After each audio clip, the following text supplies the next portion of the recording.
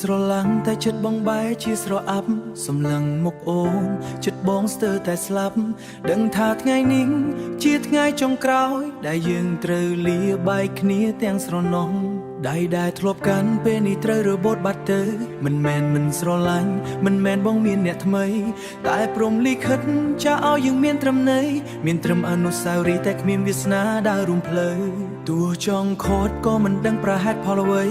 បើបន្តទៅទៀតមានតែធ្វើឲ្យអូនហត់នឿយឃ្លាតទាំងស្រឡាញ់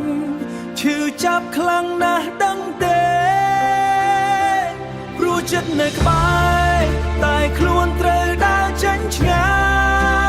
យហូរទឹកភ្នែកកុំដកពាក្យថាឡាឃ្លាតទាំងស្រឡាញ់បងសុំត្រឹមជូនពរឲ្យជួបអ្នកថ្មីដែលគេល្អជាងបង100ដង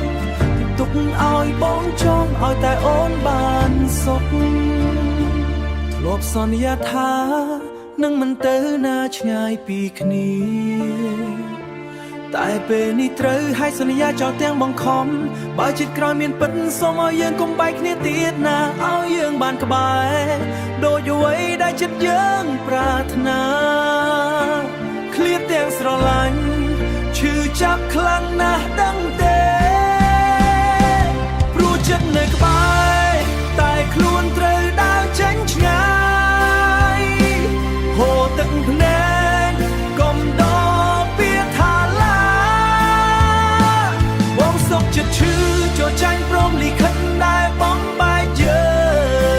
ងឃ្លាតទាំងស្រឡាញ់បងសូមត្រឹមពរអូនឲ្យជួបអ្នកថ្មីដែលគេល្អជាងបង100ដងទុកឲ្យបងចង់ឲ្យតែអូនបានសុខ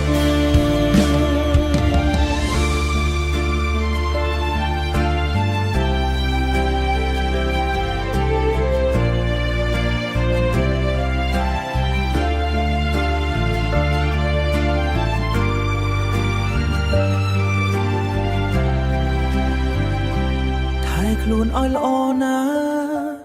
មៀងមេបងអើយបងនឹងទុកអូនក្នុងចិត្តរហូតទៅលាហើយ